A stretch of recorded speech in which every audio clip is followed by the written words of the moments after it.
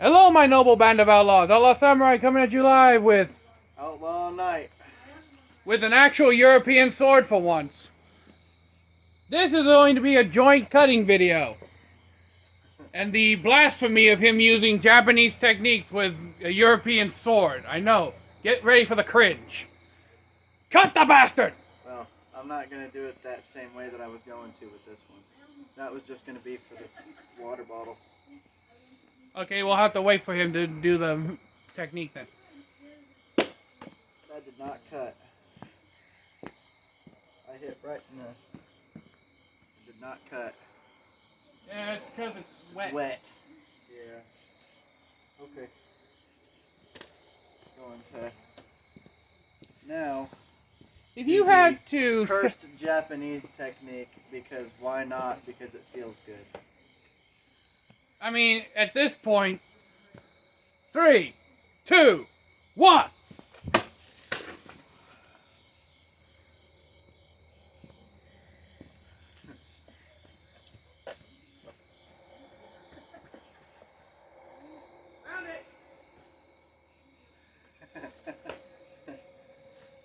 This one don't cut very well, does it? Oh, it cuts well, it's just that one's not forgiving with edge alignment. Yeah, I can tell that. Yeah, I cut it. You did cut it. I did cut it. Edge wasn't aligned. Thus proving the edge alignment is a key factor in swordplay. Well, I want to grab another one, so... We'll enter... Let's see if I can do the same thing. Give me the count off. 3, 2, 1. Right in the middle. See, there's two key differences. One, Outlaw Knight does not practice conventional swordplay. And two, I have a lot more experience cutting with this than Outlaw Knight does. And I'm going to back the fuck up, because you chip that, I will take a chunk out of your ass. That's my favorite sword. Could you please cut the other way as not to get the inside of that soaked? No, I shouldn't get it. Alright. 3, 2, 1. Ooh! How's your first time cutting with the Warrior O? I like it. It's very heavy, though, for me. Well, as Lynn Thompson says, it's for the warriors to have the statures to wield them. Yeah, I still can technically wield it, just not effectively. This is a key example as to explain the difference between sword size and a swordsman.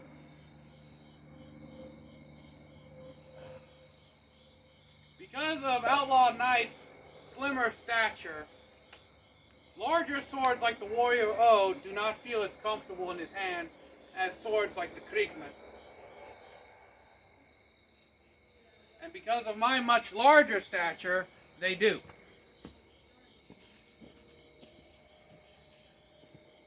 You want to try using a Krunpao. Where's Reginald? Oh yeah. Where is Reginald? He's going to be in there on the table. Oh yeah. Oh, I'm using my... I got my reverse on right now. What? I got my reverse on right now. Oh yeah. For those who say reverse grip is not functional, meet the one person in the world that can make reverse grip functional. As he scarfs down pumpkin bread. So good.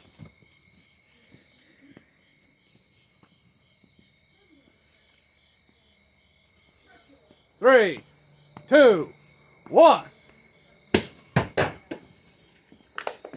And we shall observe the damage. Woohoo! Right across the cheek to the back of the ear and head. Almost a full wraparound cut. Now, arguably, the reverse grip style does leave... I actually cut straight across. I would have cut him in half. Damn. Now let's see if Reginald can withstand the Warrior O. Now, reverse grip does have its usefulness, but Outlaw Knight, would you fight predominantly with reverse grip the entire fight, or would you interchange with your style? Interchange. There's only certain uses for backhand. Most people would argue that backhand has no purpose in sword play. It just depends on if you're using two swords or one. 3, 2, 1. We may have to get a new Reginald. Yep, there it is.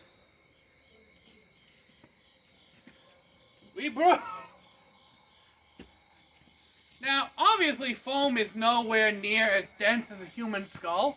I'm going to do a cross chop. Poor Reginald, he's gone the way of the woke cut. Let her fly! I don't want to hit the house again. You're not going to damage the siding with a styrofoam thing. I've hit them with bottles. Nope. Did not. You did do some lethal damage. Now, if this had been a real human skull, you would have at least gotten to the jawbone and the upper portion That's where I hit. You would have completely slashed right into the jugular vein. And probably down to the spinal cord. I'm gonna go grab my sword. I want my sword. Well, Outlaw Knight goes and gets his sword of choice, being the Long sword. Italian. No. Oh yes, we both kind of agreed that the Italian long sword is not conclusive to cutting.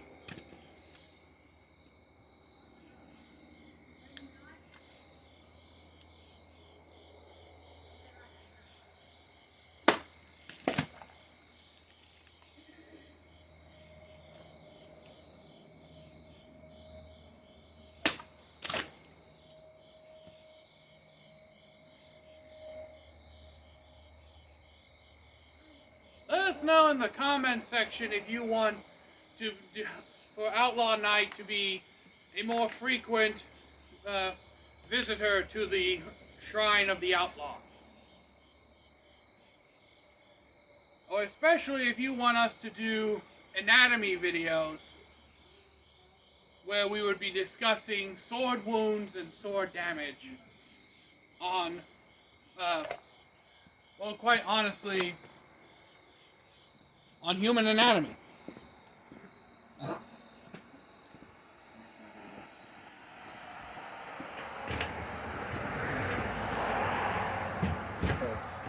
Yo. Oh. A single sword, single hand. Outlaw It's like a Skyrim sword, really. Outlaw Knight has chosen to bring out the cold steel Viking sword. Now let me see which one of those is the sharp edges. I found it already. Okay. This one only has one sharp edge right now. Yeah, that's what I tend to do on two-handed swords. I make videos with single-edge blades. I make one video. I make two videos, sharpen, unsharpen. Double-edge blades, I just sharpen one edge, the one I find to be the sharper of the two factory edges, and compare them.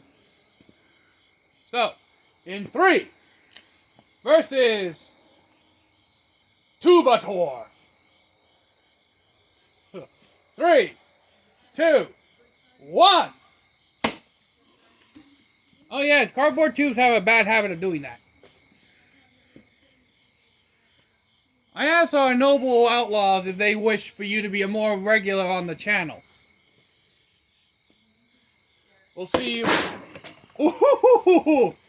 You see, this is what happens when he gets pissed. He gets the mod. He mods himself. Now, argumentatively, this cardboard tube should be easier to cut because it is wet. And hence, softer.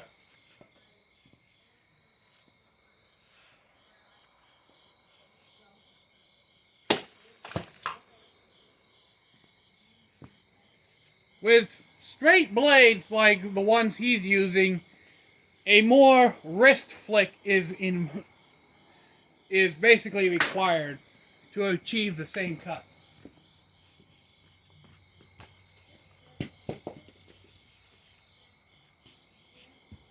let's see what I can do with this. 3, 2, 1. I should grab you a different sword. I was like, yeah, this thing's a cheat code for whatever I put in front of it. So. Okay, I really like this one-handed sword though. I'm gonna have to go to the gym a little bit more to try and perfect that one-handed. One-handed swords require a whole different skill set. I found that out the hard way with the cavalry sword. You should let me borrow this so I can train with it. If it was anyone else, I would have said absolutely not, but given you there, I'm having conflicted emotions. On one hand, I don't like my swords being out of my sight. On the other hand, I trust you, and it's a very conflicting thing. Grab the winter sun. Very top of the sword rack by my bed. The one with the white cord on it.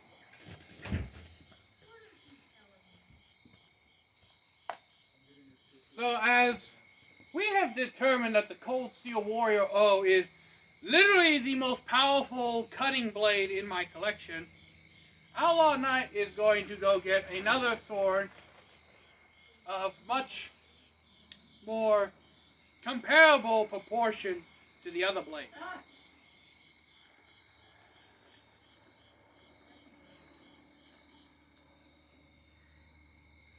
Well, I have my first drink of water within 48 hours.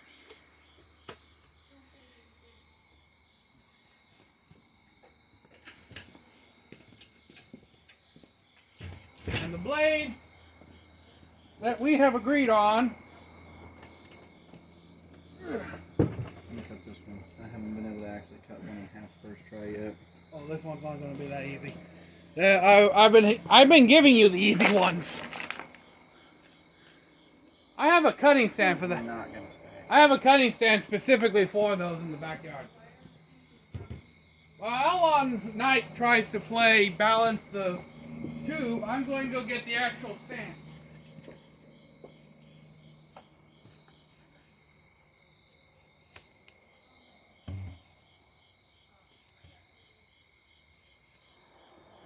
Little does he know, we don't need a stand. What the hell did you do? We don't need a stand. Yeah, but this keeps it in place. Oh, this is so much better. This is so much better for me. I could wield this one-handed all day and not be phased. Alright, let's see how well you do. 3, 2, 1. That happened. Edge alignment. That's what happens. Also, there's nothing keeping the stand, keeping it in place. Hence why I built this stand. Now, as we can see here, Outlaw Knight did cut deep into it, but these are notoriously difficult to cut. Especially when they're dry. These are just soaked after a rainstorm. Let us begin the carnage. 3, 2, 1.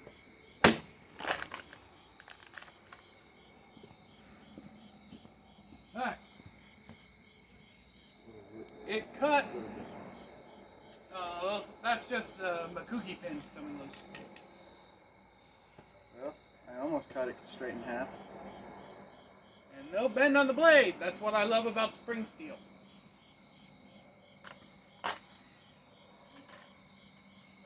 You cut a fair 3/4 of the way in before it just fell over with its own weight. Honestly, I feel as if you were swinging the Warrior O with that kind of power, it would have gone much further. I feel like it would. How far it is in. I feel like it would, but honestly, hard to tell. We'll have to clean this residue that I didn't know about. 3, 2, 1. Yeah, that one will get stuck easy. These are relatively hard targets. Note how I did not freak out even when he pulled the blade back. That's how much I trust him. These are relatively hard, thick targets that are not easy to cut through. We've also swung at each other. Oh yeah, we spar constantly, so. Also, these things also have some weird powdery shit in them. Now, Seth, the freestyle swordsman, has made it very clear that we should be cutting these because they have micro glass and abrasive shit in them. But at the same time, he's also very mature enough to realize that these are my swords and what I deem appropriate to use them on is my overall decision. So, thank you, Seth, for your words of advice.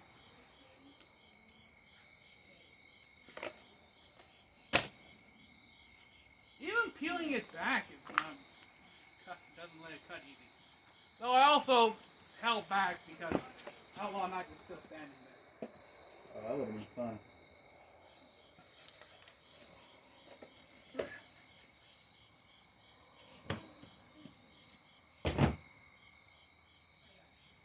Yep. There's some schmutz on the blade. It's Warrior O.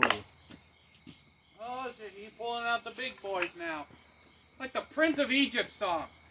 You're playing with the big boys now.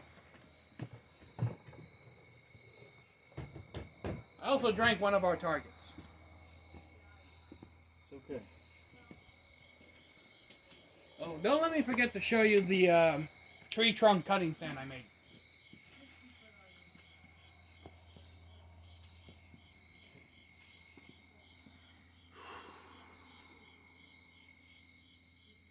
Alright. This should be entertaining. I'll let you be the judge of when to cut it.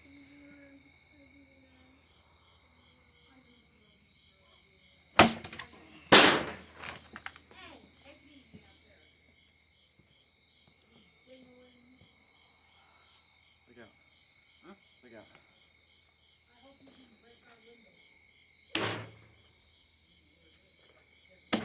The amount of faith I have in him and his control of the blade. This just demonstrates what can happen when two swordsmen have mutual respect for each other. And he's technically a brawler. Which reminds me of a conversation I had at Dollar General with this very moronic person. Saying that if a swordsman is knocked on his back, he's essentially non-dangerous. As a brawler, if you manage to knock me on my back, would I still be dangerous to you? Keep in mind, I still have my sword. My sword is still in my hand. How are you falling? That's the thing. Because if you're on your stomach, you have no way to defend. You're not dangerous at that point. I can come up to you and just... True, that's very true. But he said, all I have to do is get you on your back, brah. Punch you... Dude, if you fall, you're on your back. You still got room. You can still, at least above your body. You see, that's what he refused to admit, is that swordsmen are still dangerous because we have the full use of our arm. So if you're on the ground, you still got this. So you can still... Or I could still... As you're holding it like this, you can still... Or if we pretend like I'm on my back for the moment, I still have all this range of motion that I can... My amount of power I can deal is still... On your stomach, you're screwed. Yeah. The amount of power I have is much lessened. I will admit that. Go ahead. Now... Alright.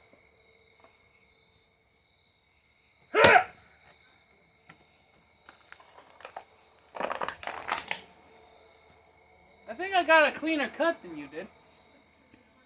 Yeah, looks like it.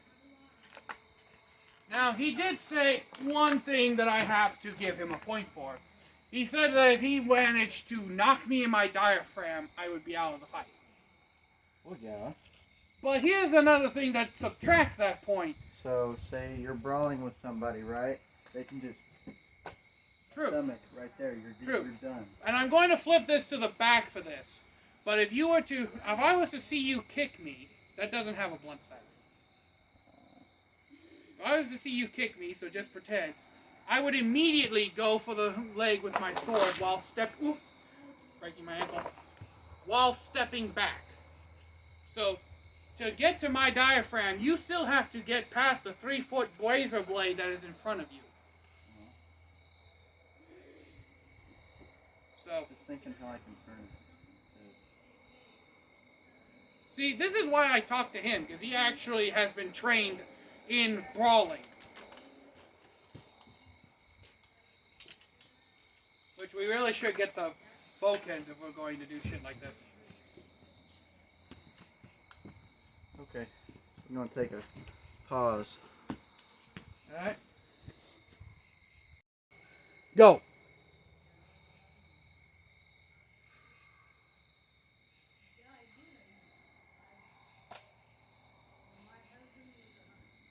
Perfect edge alignment from reverse to forward grip.